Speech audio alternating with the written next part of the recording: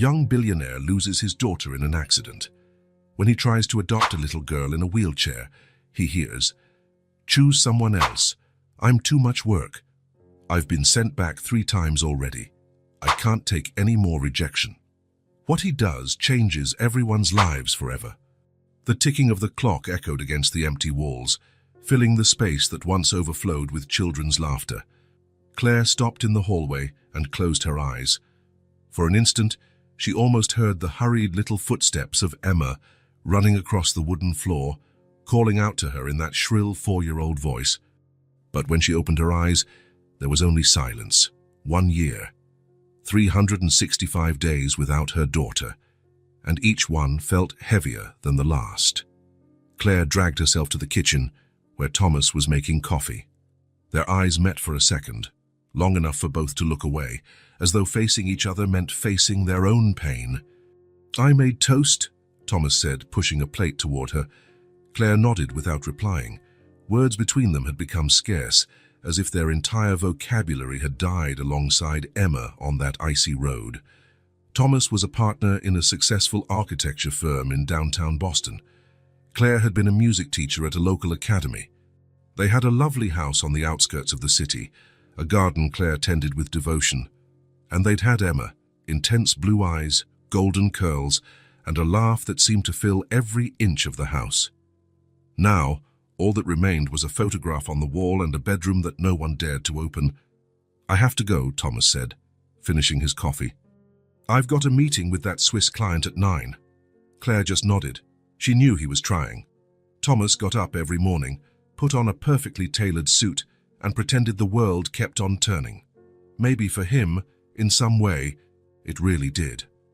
The door closed, and Claire remained motionless on the chair, staring at the untouched toast. Her fingers, once so deft on the piano keys, now trembled slightly. It had been 6 months since she'd played a single note. The phone rang. Claire ignored it.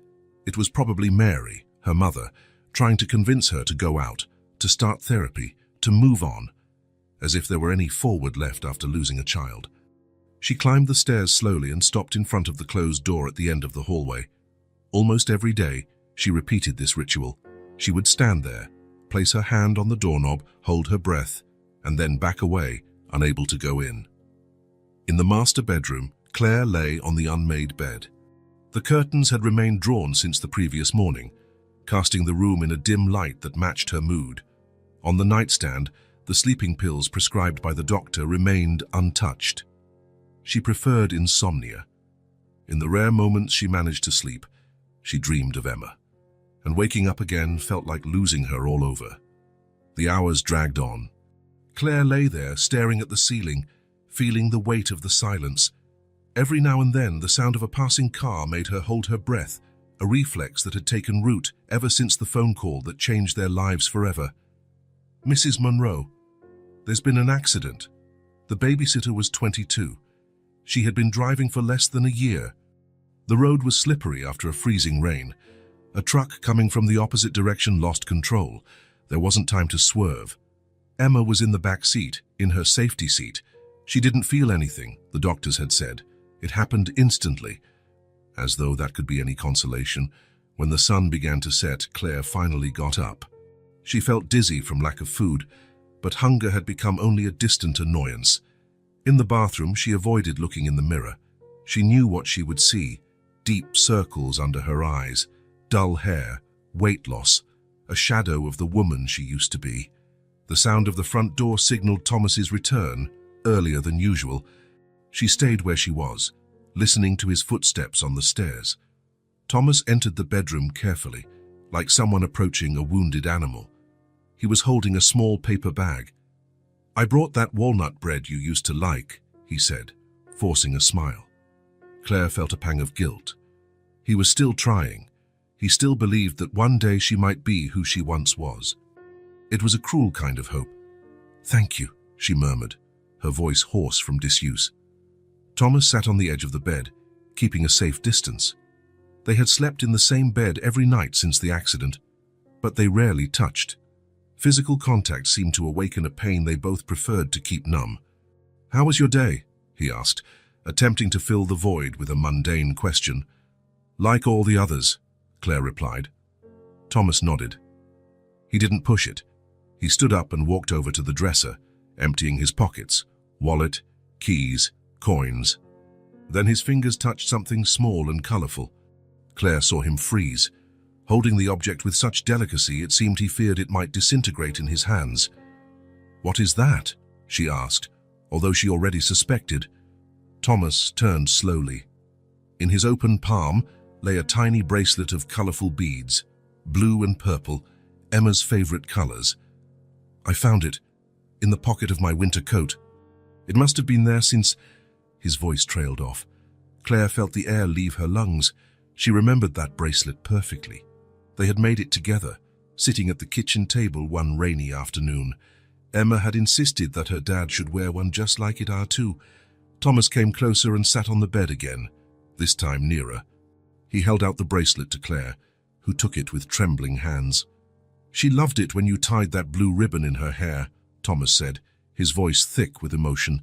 "Remember how she'd twirl around to show it off?" A silent tear rolled down Claire's cheek, the first in weeks. Her self-preservation mechanism had blocked even the relief of crying. "I miss her," she whispered. "I miss her so much that I don't know how to keep breathing." Thomas reached out hesitantly and, for the first time in months, held her hand with resolve. "Me too," he replied. They stayed like that for a long time, connected by their shared grief. Outside the window, the first stars began to appear in the night sky over Boston. Thomas took a deep breath, as though gathering courage. His gaze settled on the little bracelet Claire still held. "Sometimes," he began, choosing his words carefully, "I think maybe we still can." He stopped, unsure whether to continue. Claire looked at him, waiting. "We still can what?" she finally asked. Thomas swallowed hard. "Love," he said simply. "Not to replace God, never to forget, but to move forward." The weight of that single word hung between them. Claire felt a chill run down her spine. The thought of loving again seemed impossible, almost like a betrayal. "How?" she asked, her voice barely audible. Thomas hesitated, his eyes fixed on the colorful bracelet. Maybe we can find room for another kind of love in our lives," he finally said. "A child who needs us just as much as we need someone to love." Claire felt her body tense. The idea was so unexpected, so unthinkable, that her first reaction was to recoil. But Thomas didn't say anything else. He didn't push. He just stayed there, holding her hand as night fully engulfed the silent house where, once upon a time, a 4-year-old girl had filled every corner with joy. Thomas parked the car 2 blocks away from the building. He didn't want to risk running into anyone he knew. His steps were hesitant as he approached the discreet building with a simple sign that read, "Family Support and Adoption Center." He paused at the entrance, took a deep breath, and finally pushed the door open. The receptionist looked up with a kind smile. "May I help you?" "I have an appointment with Dr. Morris, Thomas Lawson." It was his 3rd visit in 2 weeks. After the night he found Emma's bracelet, the idea of adoption had taken root in him like a stubborn little sprout that insists on growing between stones. He could no longer ignore it. In the waiting room, he flipped distractedly through a magazine. But his thoughts were on Claire. That morning she had gotten up before him, a tiny sign of progress. She had even put bread in the toaster. The plate was still untouched when he left, but it was a start. "Mr. Lawson," came the soft voice of the psychologist. "You can come in." Dr. Morris, no relation to Claire's maiden name, just a coincidence, was a woman in her 50s with attentive eyes and a calm presence Thomas appreciated. "How is your wife today?" Thomas took a seat in the now familiar armchair. "The same, maybe a little better. It's hard to say." "Have you told her about these appointments?" He shook his head. "I haven't been able to yet. I'm afraid of her reaction." The psychologist jotted something down in her notepad. "Thomas, we've talked about this. For adoption to have any chance of working, Claire needs to be involved from the start. It can't be a unilateral decision." "I know," Thomas said, running a hand through his hair, a nervous gesture. "But if I mention it now, she'll shut down. I need to prepare her first. How do you plan to do that?" It was a good question. In recent days, Thomas had quietly gathered information about the adoption process. He researched online during his lunch break at work, made calls when Claire was in the shower, spoke to a colleague who had adopted 2 years prior. "I'm not sure," he admitted. "Maybe start by telling stories of other families who went through similar situations." Leaving some articles around the house, Dr. Morris removed her glasses and cleaned them slowly. "Thomas, we're not talking about convincing someone to change the color of the living room. We're talking about bringing a child into your family, a real child with real needs." Thomas felt the weight of those words. He knew the psychologist was right. It wasn't a decision he could manipulate, but how to broach it with Claire when she could barely talk about the weather. "I brought something for you," Dr. Morris continued, handing him a small book. "These are accounts from parents who adopted after losing biological children. It might help both of you." Thomas took the book, running his fingers over the simple cover. "Thank you." Back on the street, Thomas walked aimlessly for a while. Spring was starting to show in the leaves falling from the trees in Boston Common. He sat on a bench and opened the book at random. Deciding to adopt felt like deciding to breathe again. Painful, scary, but necessary to keep living. Those words struck him deeply. It was exactly how he felt, choked by grief, but desperately searching for air. On his way back home, he passed a playground. Children ran, shouted, lived. A girl of about 4 was on a swing by herself, focused on going higher and higher. Her blonde hair, tied in uneven pigtails, vaguely reminded him of Emma. Thomas felt that familiar tightness in his chest, but this time there was something else. The pain was still there, but so was a small spark of hope. Maybe that was the path, not to replace Emma, never to forget her, but to honor her by continuing to love. At home, he found Claire sitting on the couch, gazing out the window. A small change. Usually, she stayed in the bedroom. He approached her cautiously. "Hi," he said softly. Claire turned, her eyes meeting his for a brief moment. "Hi. Want some tea?" She nodded slightly. Thomas went to the kitchen, feeling an unexpected relief at that small exchange. While the water boiled, he slipped the book into a drawer. It wasn't time yet. During dinner, which Claire merely picked at, Thomas studied his wife. She looked so fragile, so lost. How could he even suggest something as life-changing as adoption? "I saw Mary today," he lied. "She asked about you." Claire shrugged slightly. "What did you tell her? That you're getting better?" Little by little, an uncomfortable silence set in. Thomas realized his mistake. Claire hated it when he talked about her to others, even to her own mother. "I'm sorry," he muttered. Later, in bed, Thomas stared at the ceiling while Claire slept, or pretended to sleep, beside him. The distance between them, though only a few inches, felt insurmountable.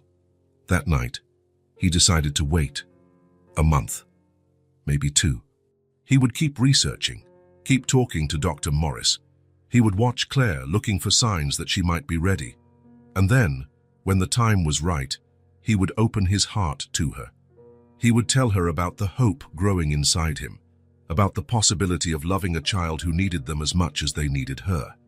For now, he would keep that tiny flame to himself, guarding it like someone protecting a fragile candle from the wind. St. Michael's Children's Home was located on the outskirts of Boston, an old red brick building with a well-tended garden. Thomas drove past the entrance 3 times before finally parking.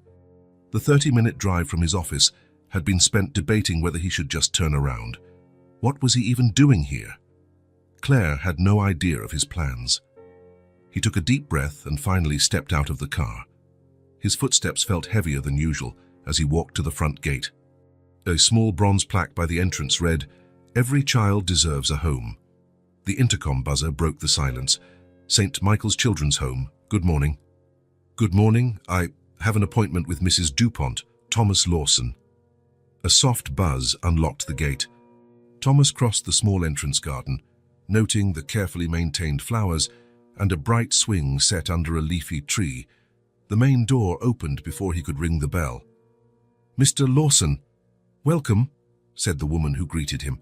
She appeared to be in her 50s, with grey hair pinned in a simple bun and a warm smile. "I'm Helen DuPont, the home's coordinator." You're punctual, I like that. Thomas shook her outstretched hand, feeling a nervousness he hadn't experienced since his first day of work. Thank you for seeing me, he said, following her inside. Dr. Morris told me a bit about your situation, Mrs. Dupont said, as they walked down a corridor with walls painted in soft tones. I'm very sorry for your loss. Thomas nodded, unsure what to say. He'd heard that phrase hundreds of times over the past year, words meant to comfort, but that only highlighted the emptiness. Would you like some coffee before we look around? Mrs. Dupont offered, indicating a small room that appeared to function as both an office and a kitchenette. Yes, thank you. While she prepared the coffee, Thomas observed the surroundings.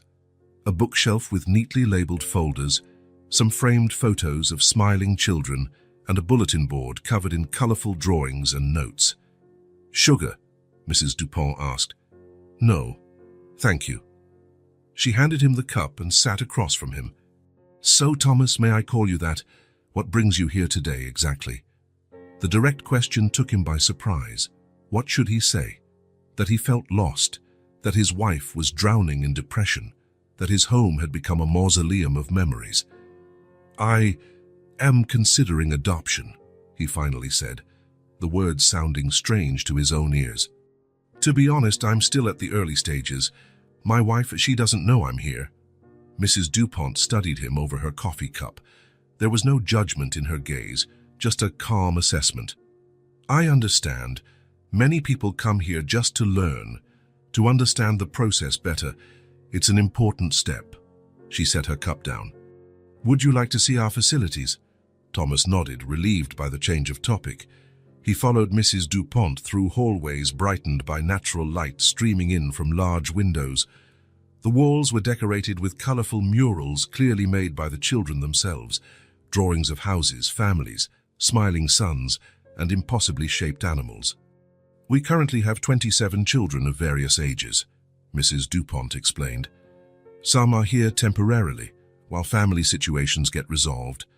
Others are available for adoption. They passed a room where small children, maybe 2 or 3 years old, played under the supervision of 2 caregivers. The noise of laughter and childish chatter made Thomas pause for a moment. This is our room for the youngest, Mrs. Dupont said. Down the hall we have separate areas for different age groups. Thomas watched the children. One boy was stacking colorful blocks with intense concentration. 2 girls shared a doll, inventing some elaborate story. A little boy cried softly in a corner, comforted by one of the caregivers. Pierre arrived yesterday, Mrs. Dupont noted, seeing where Thomas's gaze landed. The first days are always hard. They continued walking, passing a large kitchen where lunch was being prepared, and a small library with low shelves filled with children's books. Finally, they reached an inner courtyard. This is our main recreation area, Mrs. Dupont explained. The children spend a lot of time here when the weather allows. The courtyard was spacious and well thought out, with areas for different types of play. A group of older kids were kicking a ball around a small sports court. Others were on colorful swings. Some simply sat on benches under a tree, chatting. That's when Thomas saw her. A girl of about 4, with golden pigtails bouncing as she ran. For an instant, his heart stopped. The resemblance to Emma was unsettling, the same height, the same energy. She laughed as she chased an older boy, who kept letting her almost catch him before sprinting away again. That's Sophie, Mrs. Dupont's voice seemed distant. She's been with us for 6 months. Her parents died in a domestic accident. She has an aunt who visits occasionally, but the aunt can't care for her long term. Thomas couldn't tear his eyes away. Pain and fascination mingled in his chest. It was like seeing a ghost, but a ghost brimming with life. Are you all right? Mrs. Dupont asked, noticing his pallor. Yes, sorry, Thomas murmured. She just reminds me of someone. Mrs. Dupont nodded understandingly.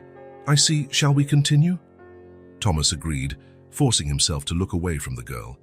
He took a deep breath, trying to regain control of his emotions. The adoption process in the US can be quite thorough, Mrs. Dupont explained as they walked on. There are psychological evaluations, home visits, background checks, proof of financial stability.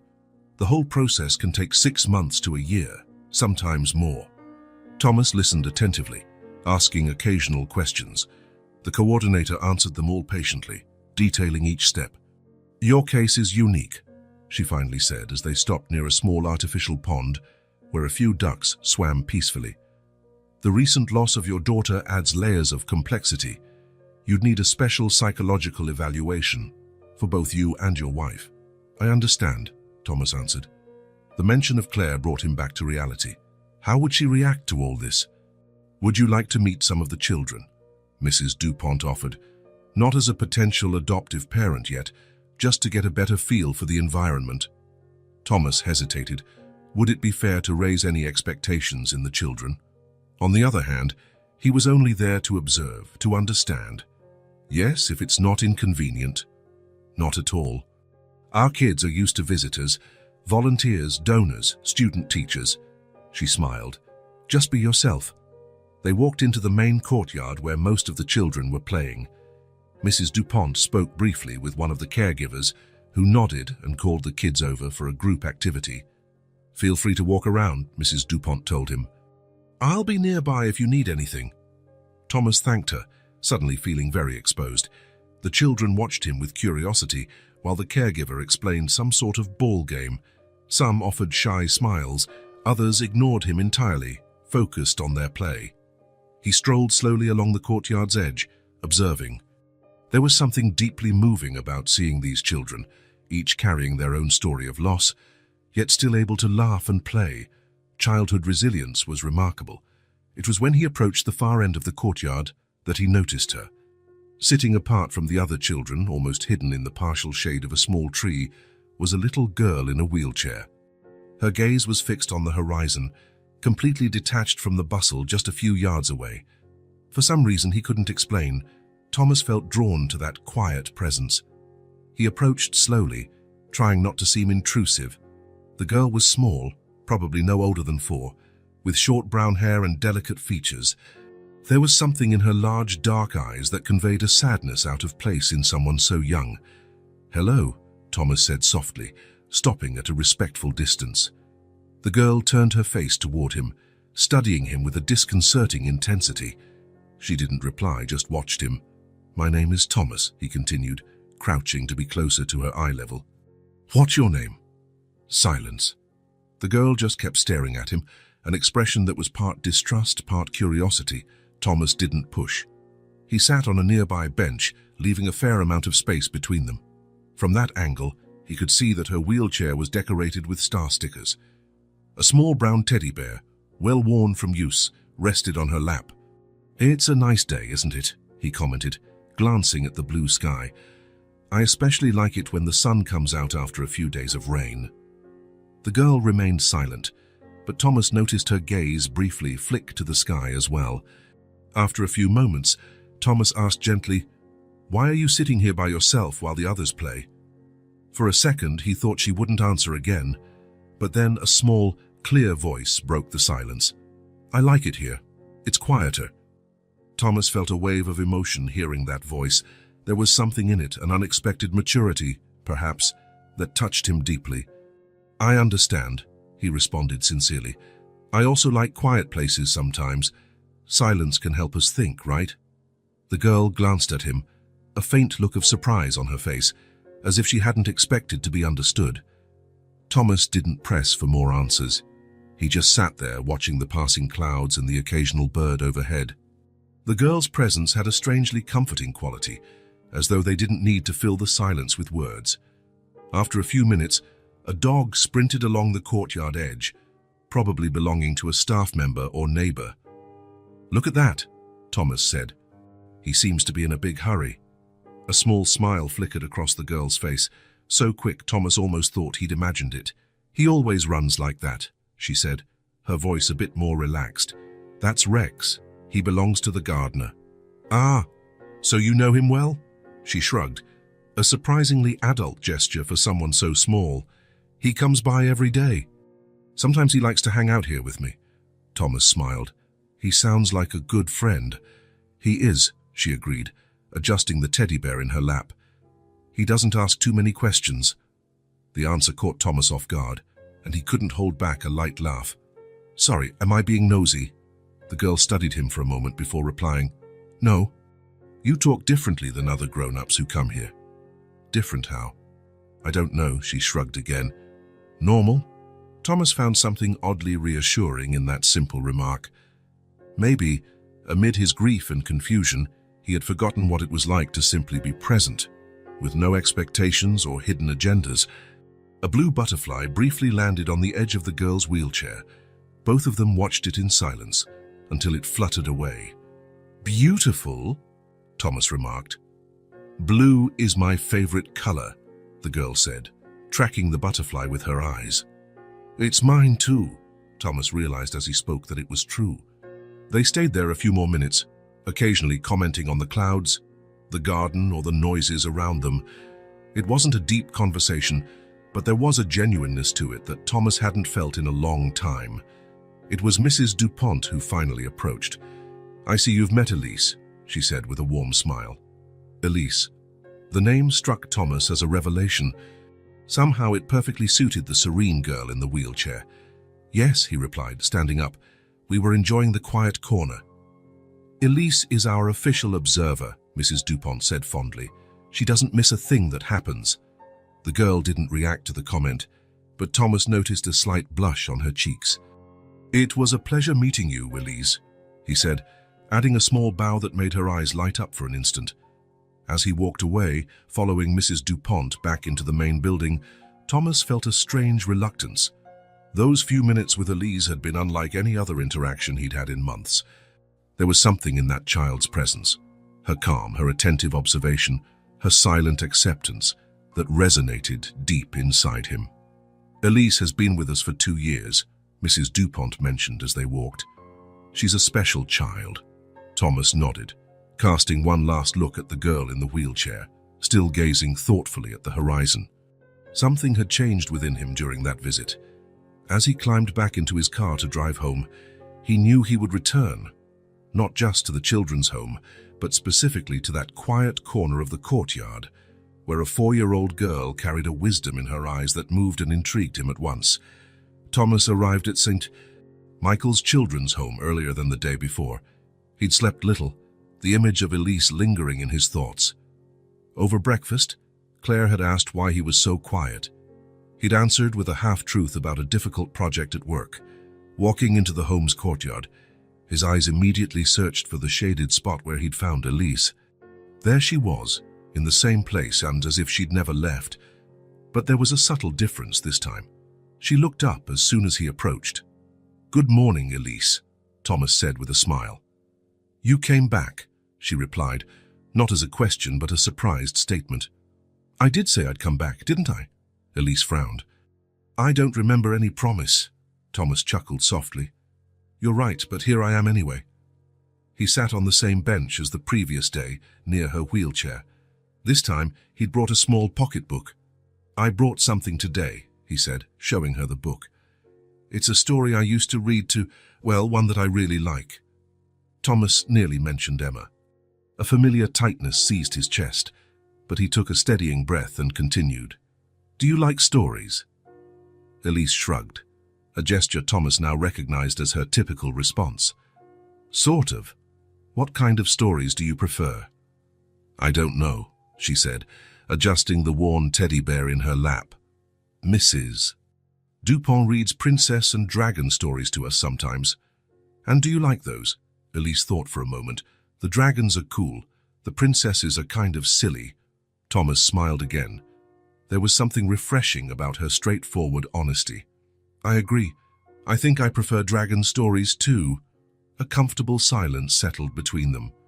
Thomas observed the courtyard, where other children were gathering for morning activities. A caregiver was setting up a ball game, while another helped some younger kids with building blocks. "Why do you come here?" Elise asked suddenly. Her question caught him off guard. She regarded him with those intense eyes, far too serious for a 4-year-old. "To meet all of you," Thomas replied, opting for honesty. "To understand more about this place?" "You want to take a child home," she said. It wasn't phrased as a question. Thomas felt suddenly exposed, as though Elise could read his deepest intentions. "I'm thinking about that," he admitted. Elise turned her gaze to the group of children playing. She clutched her teddy more tightly. Her posture grew rigid. "Maybe you should pick another kid," she said finally, her voice small but firm. "I'm too much work. I've been sent back 3 times. Her words hit Thomas like a punch to the gut. The casual way this 4-year-old spoke about being sent back, as though she were a defective object, was heartbreaking. He wondered how many rejections it took for a child so small to speak this way. "Elise," he said gently, fighting to keep his voice steady, "you're not work. You're a person." She kept staring at the courtyard, her small profile resolute against the green backdrop of the trees. "Would you like to talk a bit more?" Thomas asked, resisting the urge to move closer. "It doesn't have to be about that. We could talk about dragons if you prefer." Elise didn't answer. Her small fingers absently stroked the worn ear of her teddy bear. Thomas recognized it as a silent refusal, but he didn't get up. He stayed, respecting her space, simply existing in the same world as her for a few more minutes. A small bird hopped near them, pecking at the grass for crumbs. Thomas watched in silence, letting the moment be. When he finally rose, he said only, "It was nice to see you again, Elise." He made no promise of returning, but something in his tone suggested he would anyway. Elise did not reply, but her eyes followed him as he walked away. Thomas went straight to Mrs. Dupont's office. Something inside him burned, a mix of indignation and determination he hadn't felt in a long time. The secretary informed him that the coordinator was in a meeting, but Thomas said he would wait. He sat in a chair in the hallway, Elise's words echoing in his mind. "I've been sent back 3 times. When Mrs. Dupont finally appeared, her face lit up upon seeing Thomas. "Mr. Lawson, it's good to see you again. I wasn't expecting you today." "I need to talk to you," Thomas said, his voice more intense than he intended. "About Elise." Mrs. Dupont's smile faded slightly. "Of course, let's go to my office." The room was the same as before, cozy and well organized. Thomas sat in the offered chair, politely refusing coffee. "Elise told me she was sent back 3 times, he said, getting straight to the point. "What happened to her?" Mrs. Dupont sighed, removing her glasses and placing them on the table. For the first time, Thomas noticed the weariness in her eyes, the weight of knowing many stories like Elise's. "Elise arrived here very young," she began. "She was only 6 months old. She was left at the hospital by relatives, an aunt and uncle, I believe, who couldn't care for her. Her mother died in childbirth, and her father was never involved." Thomas listened in silence, each sentence adding a new layer to the little girl's solitary presence in the yard. "She was born with a condition affecting the mobility in her legs, nothing extremely severe, but it requires ongoing physical therapy, some regular treatments, and she'll probably use a wheelchair for the rest of her life." Mrs. Dupont paused. The first family that adopted her wasn't prepared for her medical needs. They returned her after 5 months. "Returned," Thomas repeated, the word sounding even crueler when applied to a baby. "Yes. Unfortunately, it happens more often than we'd like." Mrs. Dupont continued. "The second attempt was when she was 2. A couple who seemed ideal. He was a doctor, she was a teacher.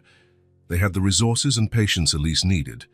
But the wife became pregnant during the process, and when the baby was born, they preferred their biological child," Thomas said, feeling a surge of anger. "They claimed they couldn't give adequate attention to both children, considering Elise's special needs." Mrs. Dupont spoke as though reciting something she'd explained many times before. "The third attempt was just 8 months ago. A family with 2 older kids. It seemed promising, but Elise had become even more withdrawn after the previous experiences. She had nightmares, trouble bonding. The family said they tried, but they just couldn't reach her emotionally. They returned her after 4 months." Thomas's throat tightened. He pictured Elise, only 4 years old, passed from family to family like an unwanted package. "She's very smart, extremely observant," Mrs. Dupont went on. "She understands things kids her age normally wouldn't. After the last rejection, she just shut down. She stopped joining in playtime, stopped trying to make friends. As if she decided nothing, and no one was worth getting attached to anymore. She no longer believes anyone will stay," Thomas murmured, echoing what Mrs. Dupont had just said. Exactly. Mrs. Dupont put her glasses back on. That's why I was surprised to see her talking to you yesterday. She almost never interacts with visitors. Thomas remained quiet, absorbing all this. He thought of Elise and Emma, two 4-year-olds with vastly different stories. One had lost everything at once, the other had lost repeatedly, in small but cruel increments. What does she like? He finally asked. Books? Toys? The question seemed to surprise Mrs. Dupont. She draws very well for her age. She likes books about animals and nature. And music. She always pays attention when we have music sessions here. Mrs. Dupont paused. But mostly, she's just quiet, watching. Thomas nodded, storing every bit of information. I'll come back tomorrow, he said, standing. If that's allowed. Of course, Mrs. Dupont replied. There was a glimmer of cautious hope in her eyes. Just be patient with her. Thomas nodded and left the room in silence, his determined gaze fixed straight ahead.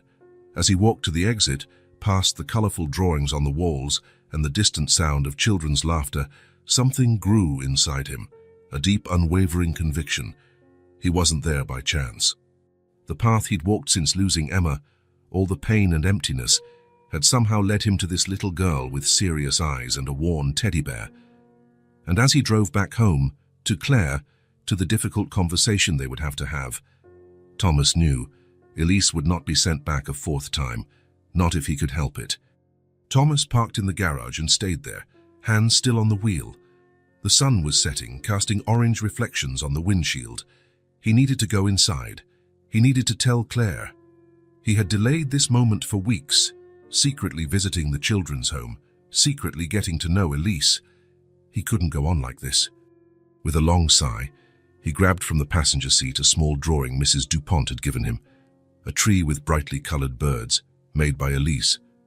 Her name was scrawled in big, slightly crooked letters, typical of a 4-year-old. When he walked into the house, he found Claire on the couch, flipping through a home decor magazine. A small sign of improvement. Recently, she had started coming downstairs more often instead of staying in the bedroom. Her eyes met his briefly, then shifted back to the magazine.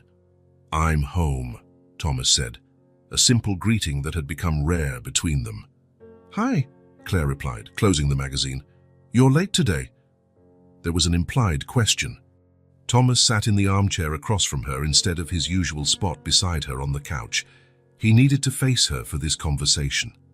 Claire, he began, feeling his throat go dry, I have something to tell you. She straightened on the couch, a shadow of concern crossing her face.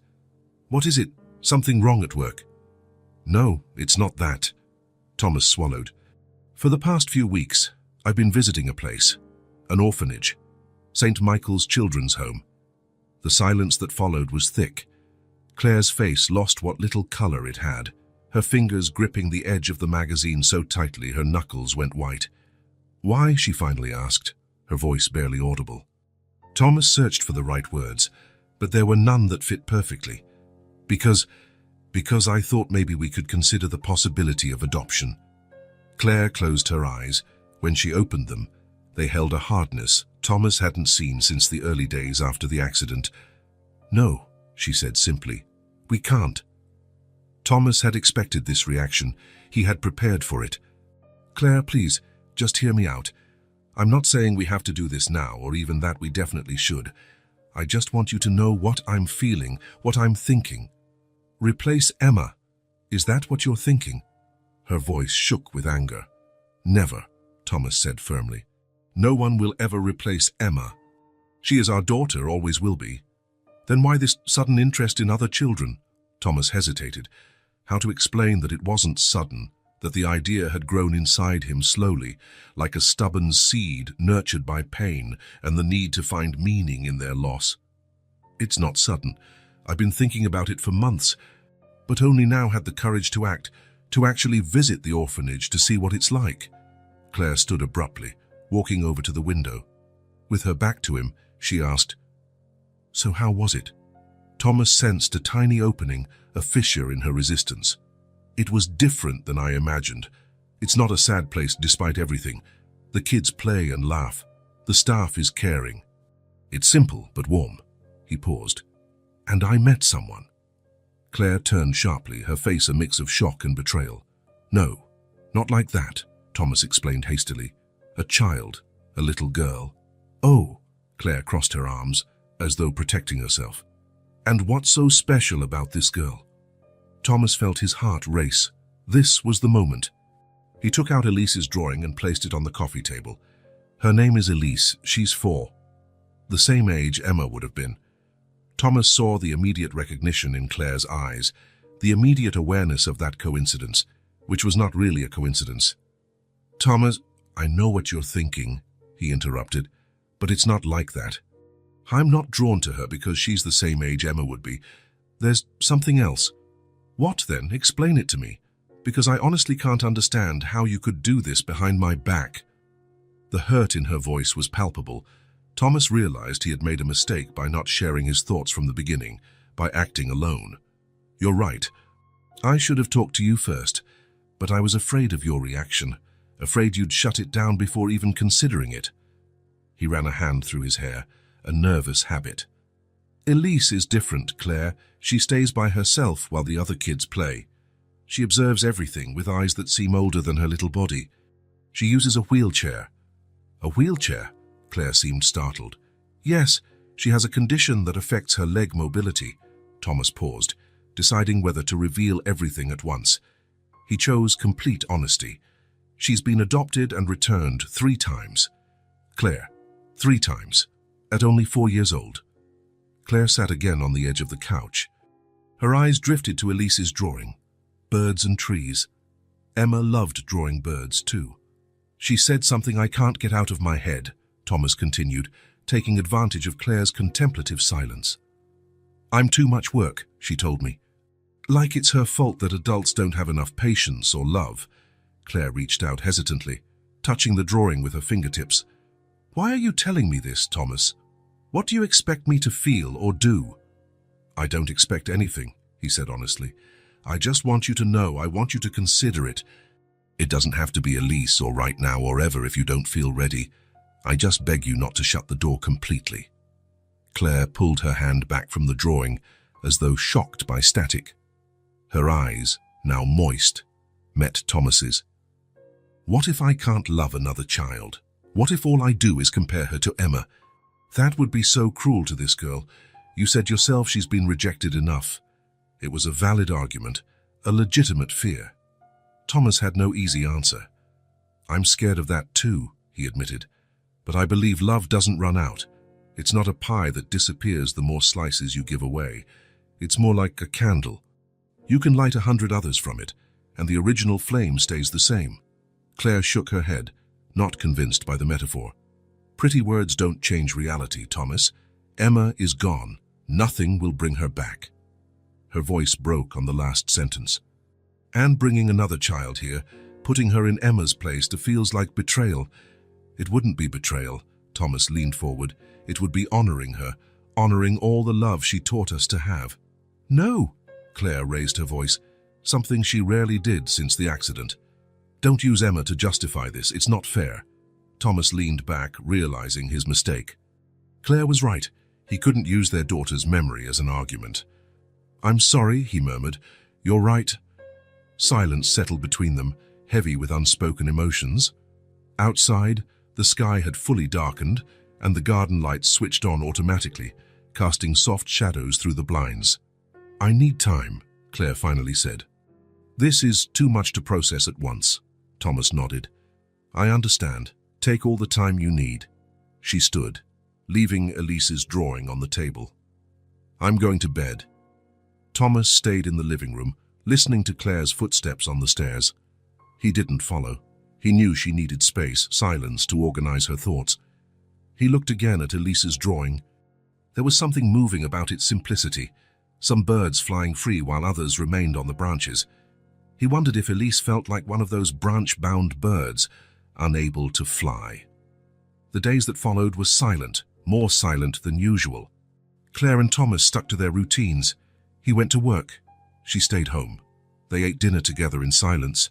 slept back to back. Elise's drawing remained on the living room table, a small reminder of the unresolved issue between them. Thomas didn't return to the children's home. He called Mrs. Dupont to say he needed a few days. She understood, but he could sense the concern in her voice. "Elise asked about you," she said before hanging up. That hit him harder than expected.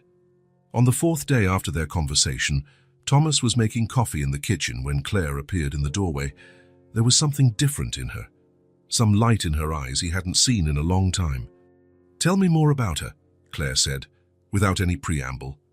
Thomas nearly dropped the mug he was holding. "About Elise?" Claire nodded, sitting at the table. "Yes. What is she like? What does she enjoy?" Thomas sat across from her, trying to control the sudden hope flaring in his chest. "She's observant, quiet. She has a surprising sense of humor for someone so young. She likes to draw, as you saw, and Mrs. Dupont says she also loves music, but mostly she's stronger than any 4-year-old should have to be." Claire listened attentively, her eyes fixed on the cup of coffee Thomas had placed in front of her. "Does she look like Emma?" she asked quietly. It was the question Thomas dreaded, but also knew was inevitable. "No," he said honestly, "not in looks, not in personality. Emma was bright, outgoing. Elise is more like the moon, quiet, reflective, a softer light, but just as beautiful." Claire nodded slowly, seeming to find some comfort in their differences. "Is her condition severe?" "Not according to Mrs. Dupont. She needs regular physical therapy, and she'll probably always use a wheelchair, but otherwise she's healthy." Claire absorbed that in silence. After a moment, she asked, "What makes her smile?" The question caught Thomas off guard. It was such a simple, human question, yet deeply significant. "I haven't seen her smile very often," he admitted. "But her eyes light up when she talks about animals, and I noticed a tiny smile once when a dog ran across the courtyard." Claire stood abruptly. "I need time to think. Don't bring it up again until I say so, okay?" Thomas agreed, respecting her request. "I promise." That night, Thomas woke to a faint noise coming from the room next door, Emma's room, which had stayed locked since the accident. He rose carefully so as not to wake Claire, only to find she wasn't in bed. He approached the slightly open door to their daughter's bedroom. The bedside lamp was on, casting a soft glow over the space preserved exactly as it was the day of the accident. Unicorn blanket on the bed, shelves of books and toys, crayon drawings on the walls. Claire was sitting in the small armchair in the corner, where she used to read bedtime stories to Emma. She held a framed photo, the favorite one of her and Emma, taken during their last summer together. Thomas stopped, frozen in the doorway, as he watched Claire do something he hadn't seen in months, cry. They weren't the desperate sobs of the early days.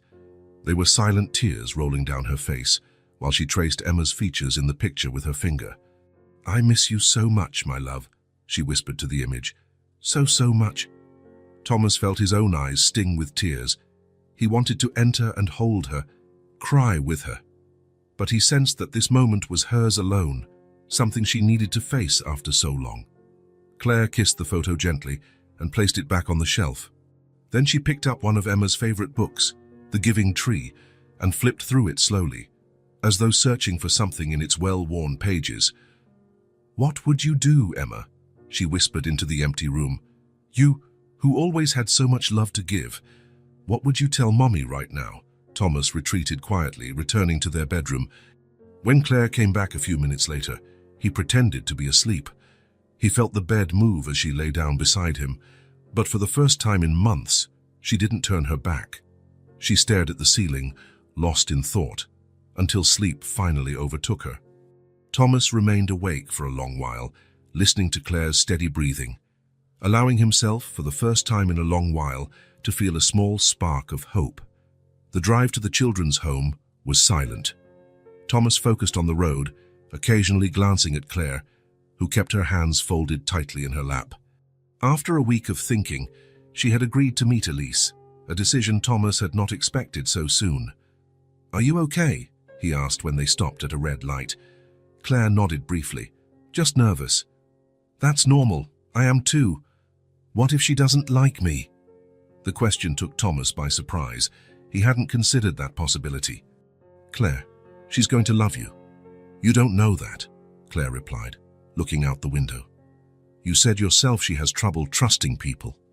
Thomas couldn't argue. It was true. Elise had built walls around herself after so many disappointments. It wouldn't be easy. The rest of the drive passed in silence. When they arrived, Mrs.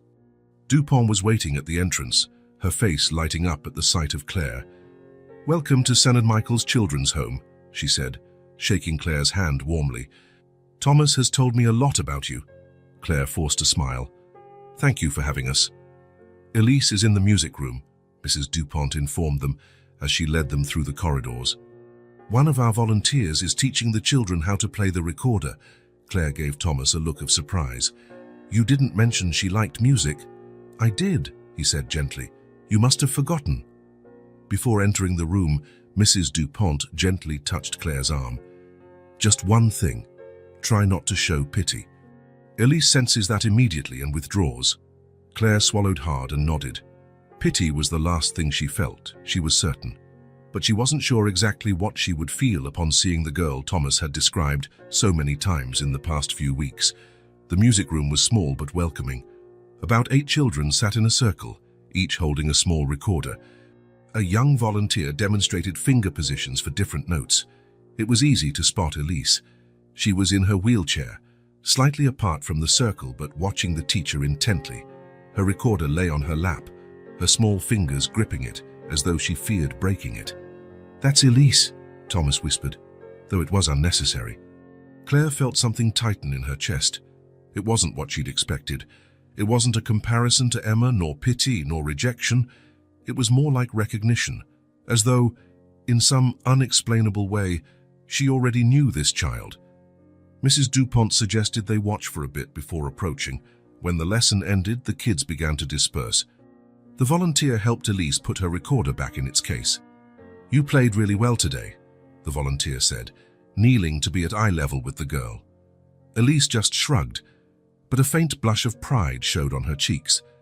That was when she noticed Thomas at the door. Her dark eyes lit up slightly, not a full smile, but close. Then her gaze shifted to Claire, and her expression changed to one of caution, as though she were putting up a shield. Thomas approached first, Claire following a few steps behind. "Hi, Elise," he said casually. "I heard you playing. It sounded beautiful." "I made 2 mistakes," she replied, looking down at the recorder case. "I didn't notice," Thomas said with a smile. "This is Claire, my wife. She loves music too." Claire stepped forward, trying to ignore the knot in her throat. "Hello, Elise. It's nice to meet you." The girl studied her with those intense eyes Thomas had often described, eyes that seemed to weigh whether Claire was trustworthy. "Hi," Elise finally answered, her voice small but clear. "Thomas told me you like to draw," Claire continued, remembering the tree and birds picture still on her living room table. Elise nodded slightly. "I used to draw too. I'm not very good, but I love colors." "What's your favorite color?" Elise asked, her first direct question. Claire thought for a moment. "Green, I think. Like new leaves in spring." "Mine is blue," Elise said, "like the sky." Claire smiled, a genuine smile that didn't require effort. "Blue is a great color." The rest of the visit was brief. They walked through the garden together, with Thomas pushing Elise's wheelchair along the paved paths. Conversation was mostly between Thomas and the girl, while Claire observed their interaction, Thomas's kindness, the way Elise relaxed in his presence. When it was time to leave, Claire crouched down to Elise's eye level. "It was really nice meeting you. I hope we can see each other again soon." Elise studied her again with that serious gaze beyond her years. "Will you really come back?" The question struck Claire like an arrow. How many times must this child have heard empty promises? "Yes," she answered with surprising firmness. "I'll come back." On the drive home, Thomas waited for Claire to speak first. She remained silent almost the entire ride. Only when they were nearly at their house did she say, "She has the oldest eyes I've ever seen on a child." Thomas nodded. "That was my impression too." "She carries so much for someone so small," Claire continued, looking out the window, So much distrust, so much hurt. Yes. I wonder if I have what it takes, Claire said, so quietly Thomas almost didn't hear. If I'm strong enough to help her carry all that. Thomas didn't answer. He knew that wasn't really a question for him. The next few days were filled with contemplative silence. Claire moved through the house as if seeing it with new eyes, sometimes pausing to touch objects, lost in thought. Thomas watched her, giving her space, letting her process in her own time. On a rainy afternoon, about a week after the visit to the children's home, Thomas came home from work and found Claire in the living room, sitting on the couch with a stack of documents on the table. Her eyes were red but dry, as though she'd been crying, but the tears had already stopped. "What's this?" he asked, taking off his wet coat. Claire picked up the folder and handed it to him. Inside were the adoption forms Mrs. Dupont had given him weeks ago, now filled out in Claire's careful handwriting. "I want to try," she said, her voice shaky but resolute. "I don't know if I'm ready, but I want to." Thomas felt a wave of emotion so strong he had to sit down. He took Claire's hands in his, unable to find words to express what he felt. "I'm scared," she confessed. "So scared I won't be enough for her, that I'll compare, that I'll fail. But something inside me says we need to do this, for her, for us, maybe even for Emma." Thomas hugged her with all the tenderness and relief he felt. In that moment, the weight he'd been carrying for the past months felt a little lighter. The following months were all about paperwork, evaluations, and home visits from social workers. Claire and Thomas underwent exhaustive interviews, together and separately. Their specific situation, parents grieving the recent loss of a child, required additional psychological assessments. Dr. Morris became a constant presence in their lives, guiding them through the emotional process. Elise knew nothing during that time. Mrs. Dupont suggested they wait until everything was nearly finalized before raising her hopes. Their visits to the children's home became more sporadic and discreet, so as not to raise suspicions. Finally, on a cold Wednesday morning in early spring, they got the call they'd been waiting for. The adoption had been approved. They could take Elise home in a week. The official proceedings were simple, just a few documents to sign at the family court office. Mrs. Dupont was there, her eyes glistening with contained emotion.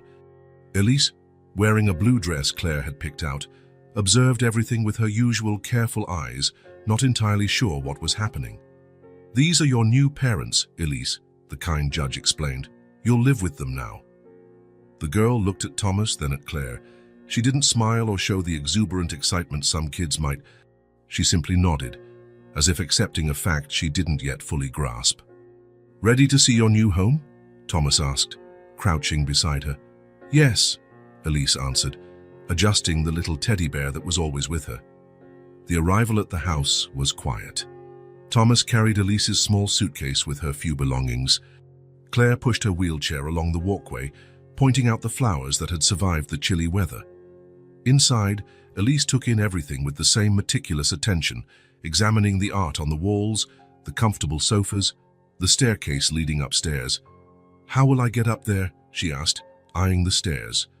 Thomas smiled. "We installed a special lift. Want to see how it works?" Her eyes widened slightly. "You put it in for me." "Of course," Claire said, trying to keep her voice steady through the emotion. "This is your home now. You need to be able to go everywhere." Elise processed that information in silence. Her small face remained serious, but there was a new brightness in her eyes, something like surprise or maybe hope. Thomas showed her the bedroom they'd prepared, walls in soft shades of blue, a bed with a star-patterned comforter, low shelves she could reach from her wheelchair, a desk adjusted to her height. It wasn't Emma's old bedroom. That one remained closed at the end of the hallway. This was a brand new space, created just for Elise. Dinner was simple. Claire had made pasta, something Mrs. Dupont assured her Elise liked. The girl ate very little, still in observation mode, still wary, but not aloof. When it was time for bed, Thomas helped her with a bath while Claire turned down the covers. It was a careful dance, both trying not to invade her space, respecting her privacy, yet helping where needed. Are you comfortable? Claire asked, smoothing the blanket. Elise nodded. Yes, thank you. If you need anything during the night, our room is right across the hall. Just call, okay? Okay, Elise replied. Then, after a moment's hesitation, you'll still be here tomorrow. That question broke something inside Claire. It was so simple, yet revealed so much about Elise's fears.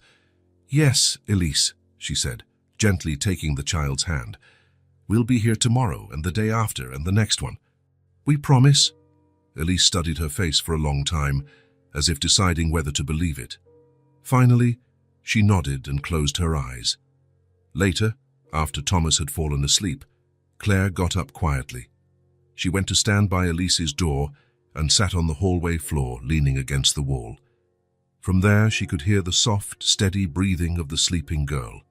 She closed her eyes and allowed herself to cry, not tears of raw grief this time, but something more complicated. There was still sadness. Yes, still fear. But for the first time in a long while, there was also something else. Hope. A fragile, flickering hope. But hope nonetheless. The first week passed in cautious rhythms. Elise, Thomas, and Claire moved like uncertain dancers, testing steps, gauging distances, trying to create a choreography that worked for everyone. The girl watched everything with her keen eyes, mapping the house, learning routines, studying her new parents like someone memorizing an escape route. After 3 days, Thomas had to return to work, reluctantly but necessarily. Claire and Elise were alone for the first time on a cloudy Wednesday. "What would you like to do today?" Claire asked, trying to keep her voice casual as she served the cereal she'd learned Elise preferred. The girl shrugged, her standard response to tough questions. "We could read a book," Claire suggested, "or watch a movie."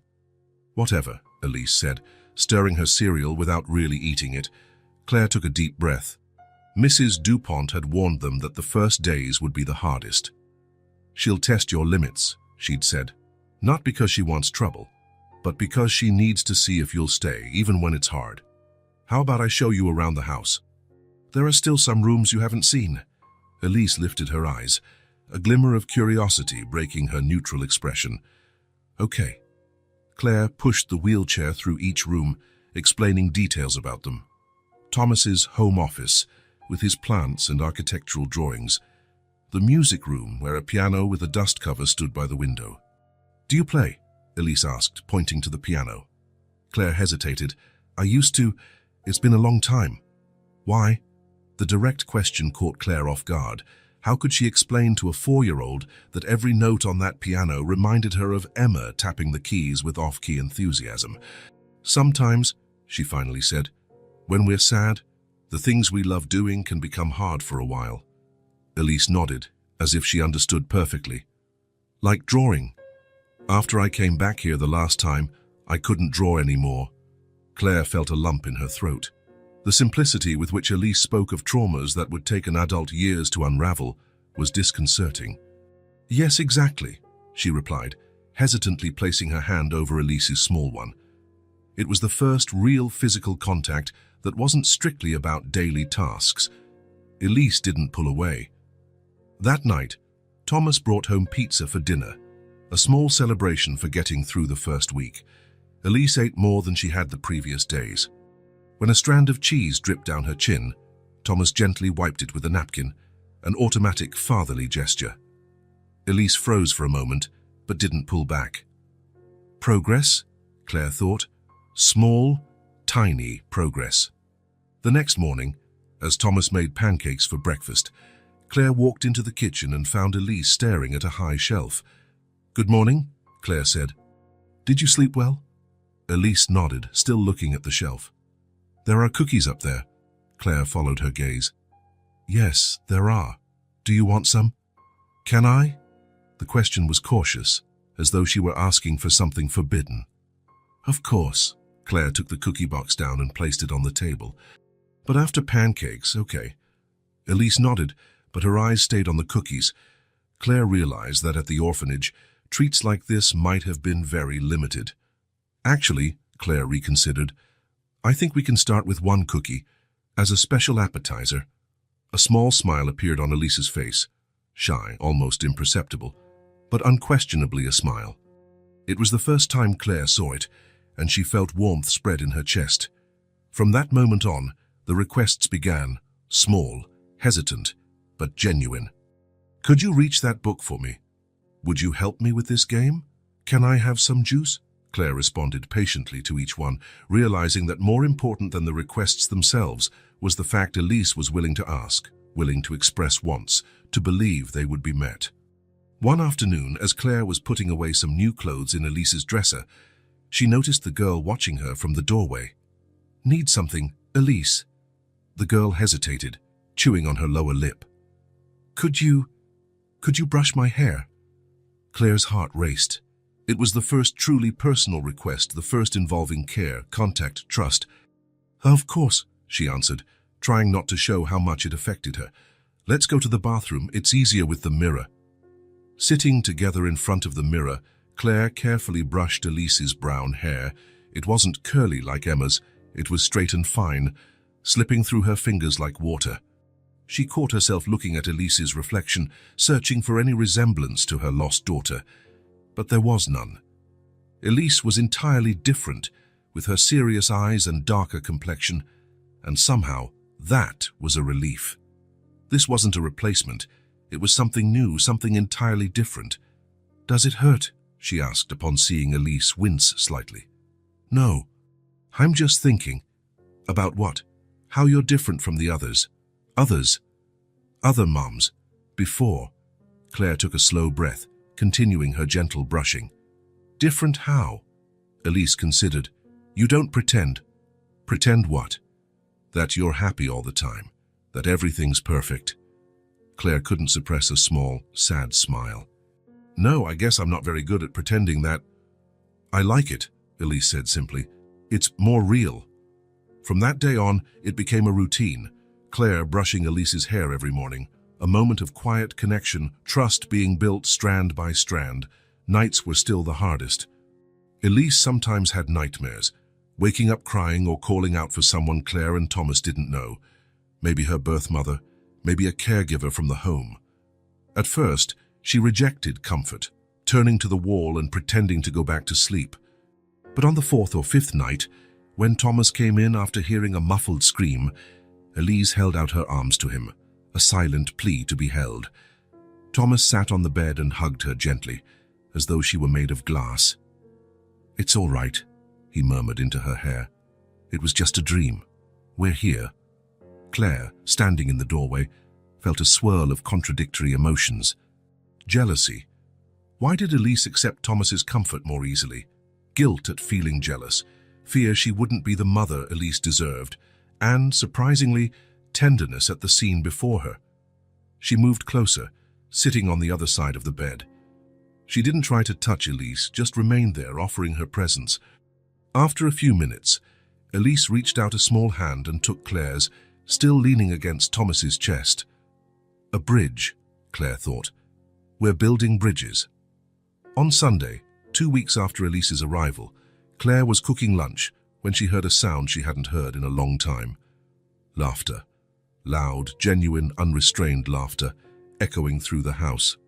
She walked to the kitchen door and saw Elise in the living room, looking out the window. Outside, in the neighbor's yard, a golden retriever was running in circles, chasing a sock it had apparently stolen off a clothesline. "He's so crazy," Elise exclaimed, pointing at the dog as it shook the sock like a prize. And then it happened. Claire laughed too. Not a polite grin or a subdued chuckle, but a genuine laugh that rose up from somewhere deep, a place she had thought was closed off forever. The feeling was so surprising that she brought her hand to her lips, as if to capture the sound and examine it. Elise turned to her, eyes wide with surprise and something else, joy maybe. "You have dimples when you laugh," the girl observed. Claire didn't know how to respond. She felt tears welling, but not tears of sadness, rather of recognition that something inside her wasn't dead after all. She took a deep breath and let her hand drop. No need to hide the smile. No need to feel guilty about it. It was just a moment of shared joy, simple, human, necessary. We should invite Thor over to play one day, she suggested, referring to the neighbor's dog. His owner said he loves children. Elise's smile was like a sunbeam breaking through clouds. In the days that followed, Claire noticed a subtle shift in the household dynamic. Elise began seeking her out more often, asking questions, sharing little discoveries, a butterfly on the window, an interesting image in a book, a song she liked on the radio, small offerings of connection. Claire responded with genuine attention. She felt clumsy at times, unsure how to mother again, especially a child so different from Emma. But she was learning Elise's unique language, her cues, her needs. One afternoon, while Thomas was at work, Claire took Elise to the garden.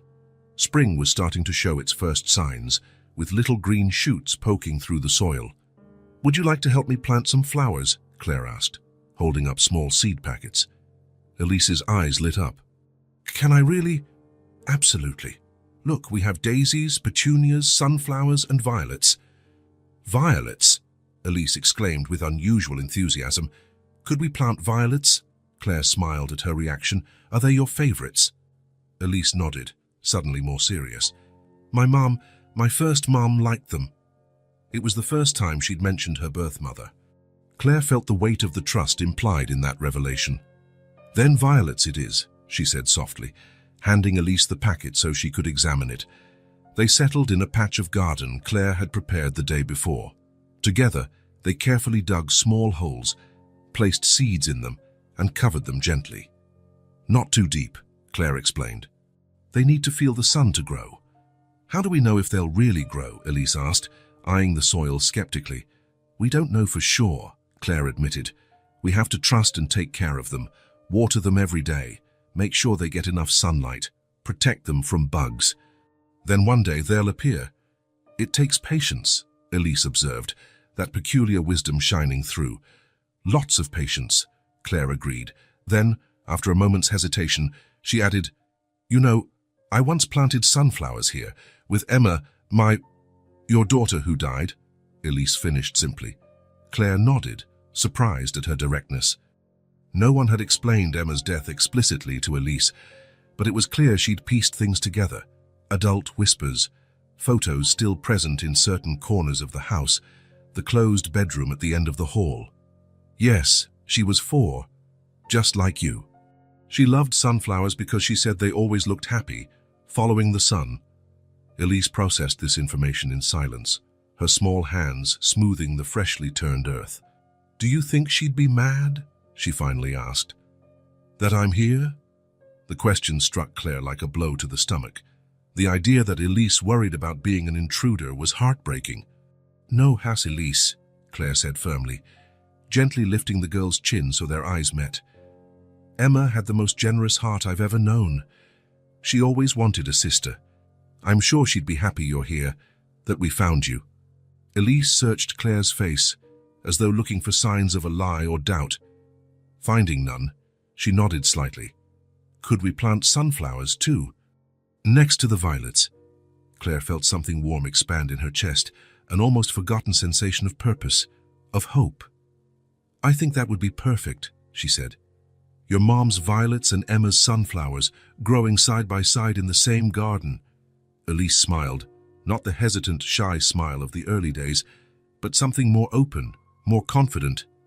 A smile that said, "I'm starting to believe I can stay, side by side." They continued planting, their hands working in the damp soil. The afternoon sun cast a golden glow around them, highlighting Elise's brown hair and the auburn strands in Claire's. From a distance, someone might have assumed they had always been there together, mother and daughter sharing a common chore on an ordinary day. But they both knew there was nothing ordinary about it. It was extraordinary. Each seed they planted, each smile exchanged, each small gesture of trust. It was the start of something new, growing from the ashes of what had been lost. It was Thomas who found out.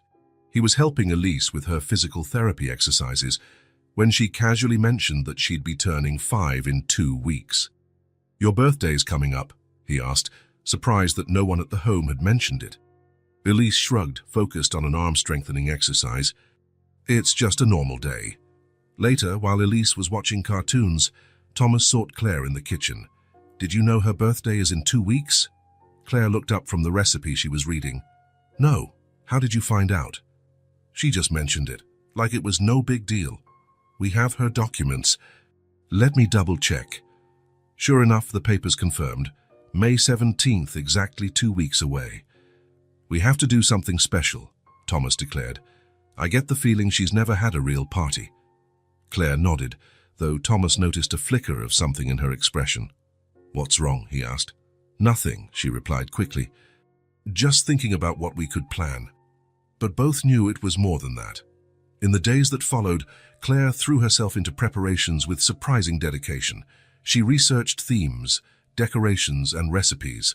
Elise loved unicorns, and her favorite colors were blue and purple. They hired a kid-friendly catering service, ordered a customized cake, and invited a few children from Elise's physical therapy sessions, as well as Mrs. DuPont and 2 caregivers from the home who were close to her. "Let's not overdo it," Thomas cautioned when he saw Claire looking at party entertainer websites. "She might feel overwhelmed," Claire agreed, though reluctantly. There was something in her enthusiasm that felt almost desperate, as though she needed to prove something, to Elise, to Thomas, to herself. 3 days before the party, while Elise was at therapy with Thomas, Claire went up to the attic. She vaguely recalled a box of party supplies that might come in handy. Balloons, streamers, maybe even a happy birthday banner they'd used for. She took a steadying breath. That was what she'd been avoiding. Emma's last birthday, just months before the accident. Her princess-themed party with a castle-shaped cake and a sparkly tiara. Emma insisted on wearing for a whole week afterward. Among the dusty boxes, Claire found the one she was looking for, labeled Party Decorations, in Thomas's neat handwriting. Opening it, though, she discovered not just decorations but also memories of Emma's party. Photos, a tablecloth decorated with crowns, leftover themed napkins. It felt like a punch to the gut. Claire sank to the dusty floor, holding a photo of Emma blowing out candles, her face alight with joy. Digging further, her fingers touched something soft. She pulled it out and felt her breath catch. Mr. Bunny, the blue stuffed rabbit Emma had carried everywhere.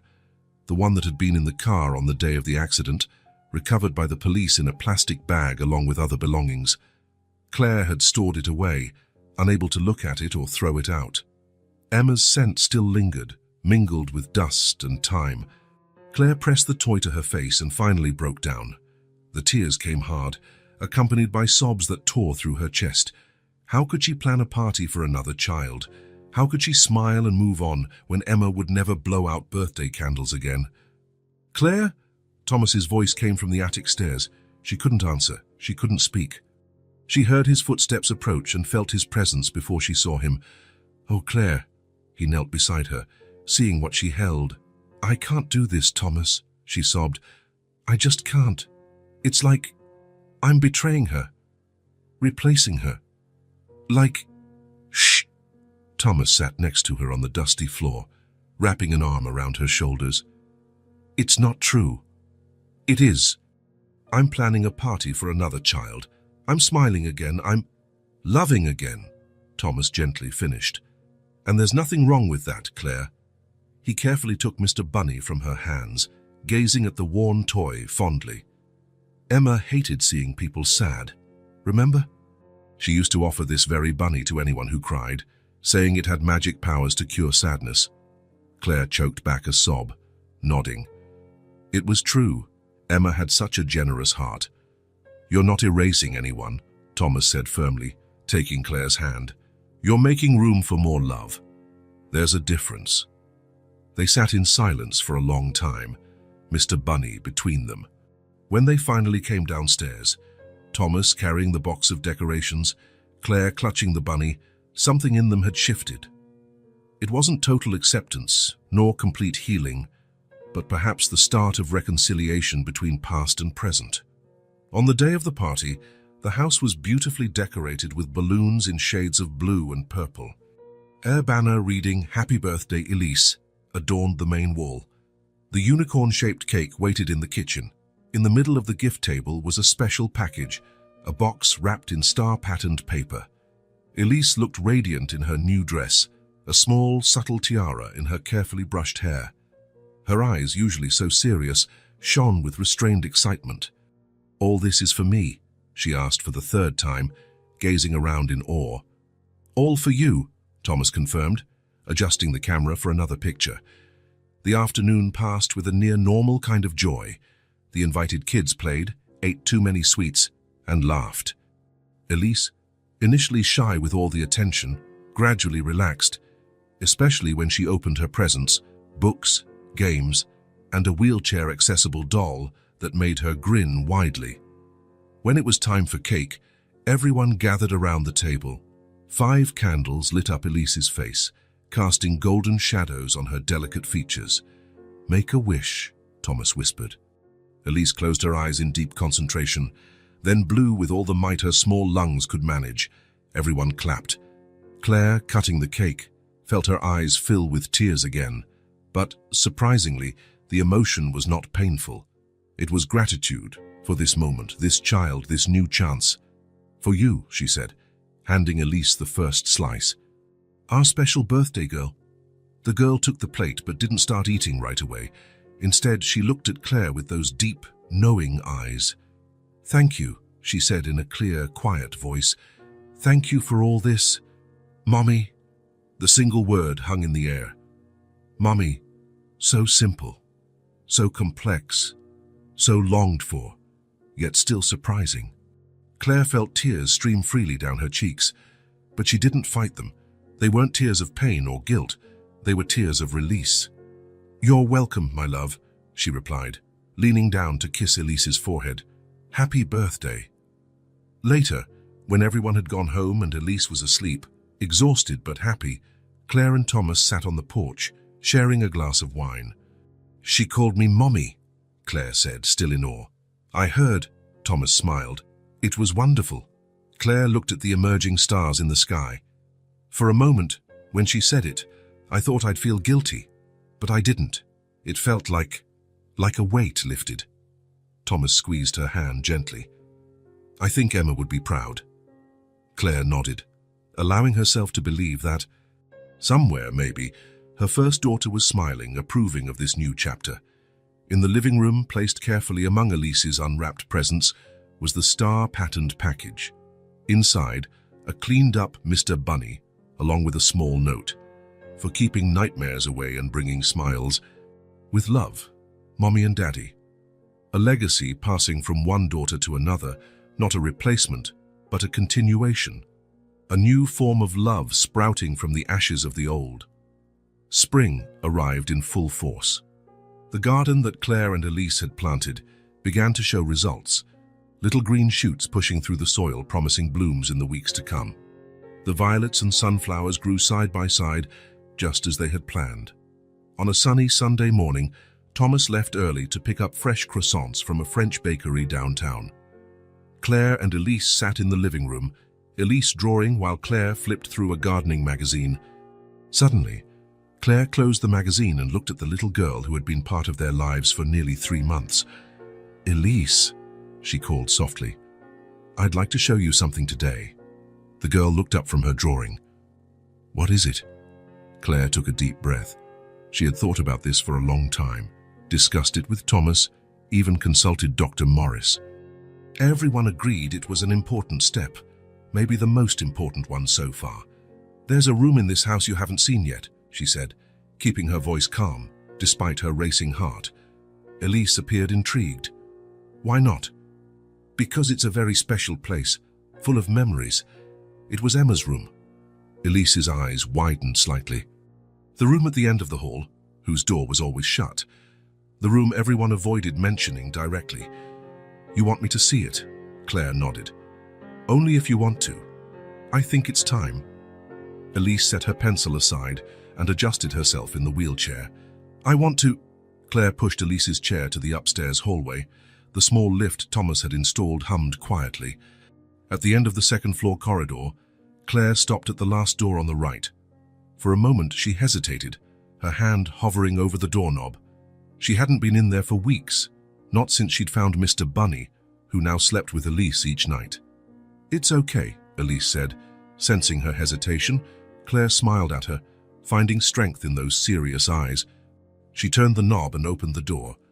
Morning light filtered through sheer curtains, creating delicate patterns on the hardwood floor. The room was just as Emma had left it, the unicorn blanket neatly spread on the bed, shelves arranged with children's books in color order, a box of toys in the corner, drawings taped to the walls. Claire wheeled Elise inside and closed the door behind them. The familiar scent, a blend of lavender from a sachet in the drawers and something indefinably Emma, hit her, but with less force than she'd expected. "This was her room," Claire said simply. Elise looked around with respectful curiosity, not touching anything, just taking it in. "It's pretty," she finally commented. Claire walked to the shelf and picked up a photo album. She sat on the plush rug in the center of the room and gestured for Elise to join her.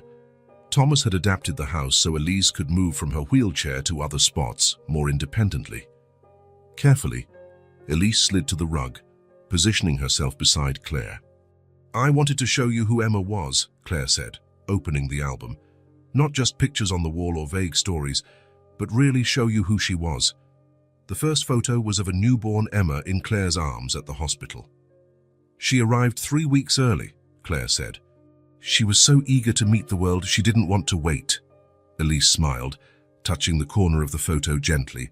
Page after page, Claire shared moments.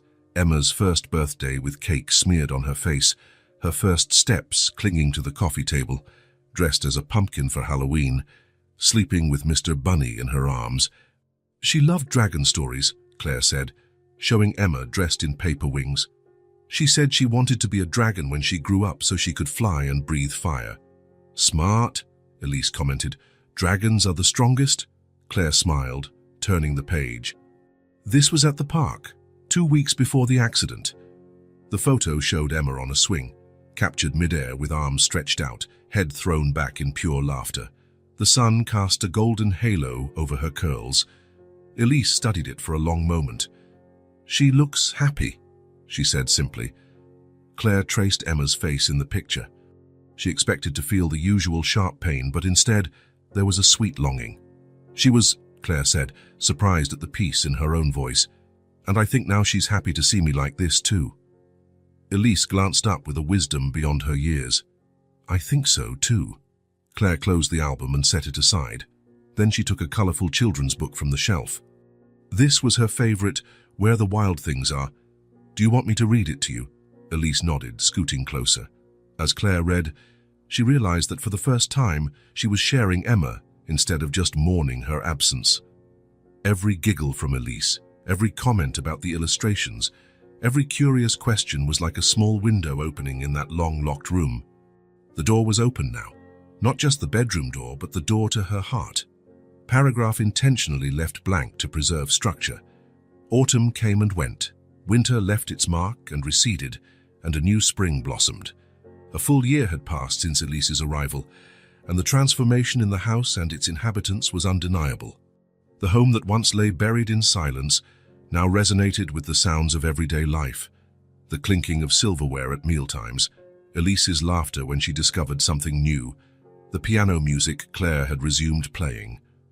Even Thomas hummed tunes while working on architectural designs, something he hadn't done since the accident.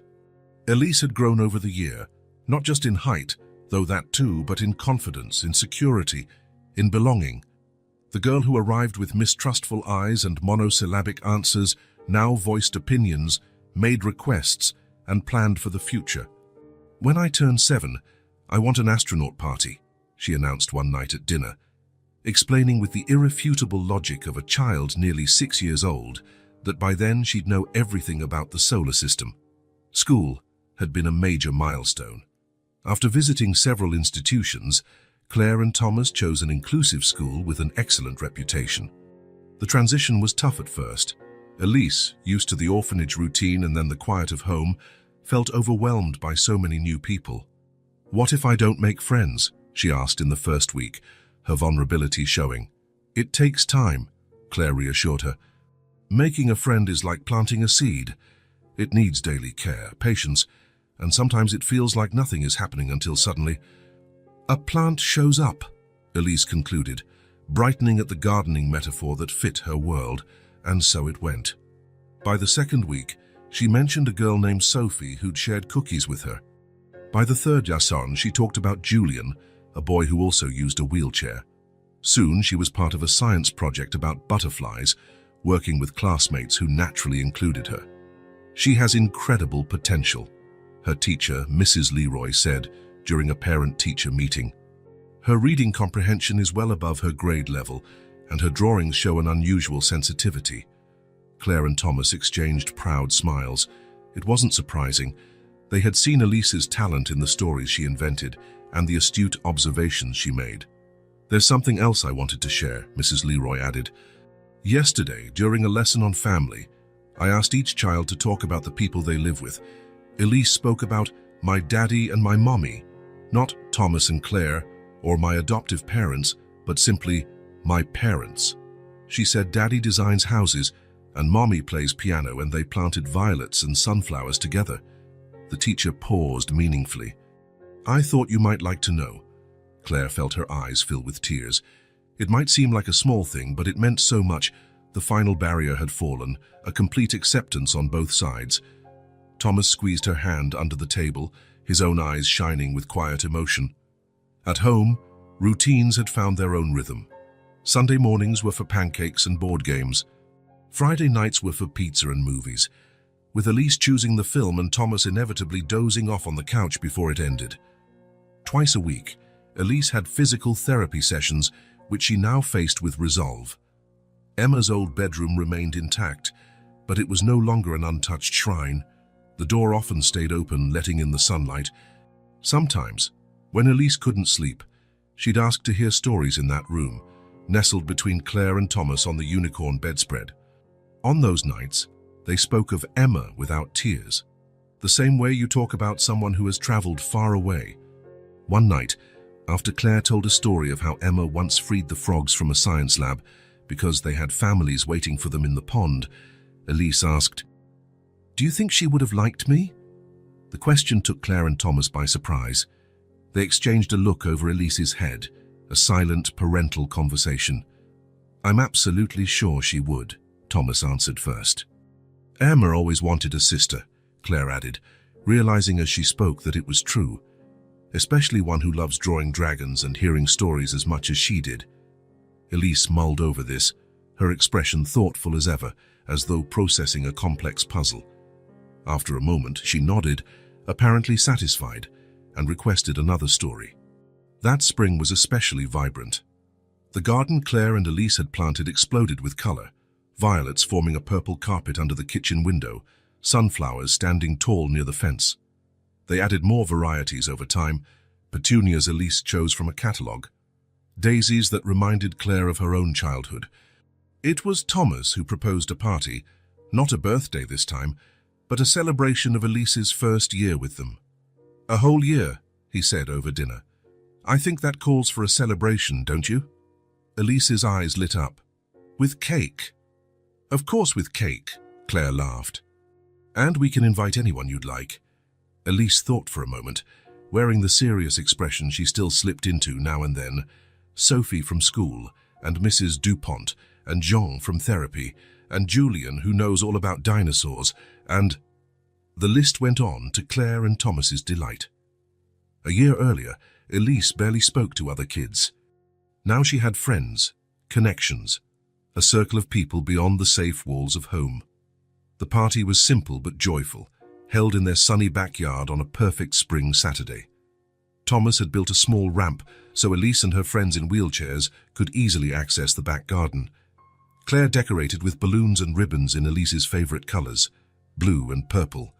"She's blossoming," Mrs. Dupont remarked, watching Elise laugh with her friends. "When I first met her, she stayed in the shadows, afraid to take up space. Now, just look at her."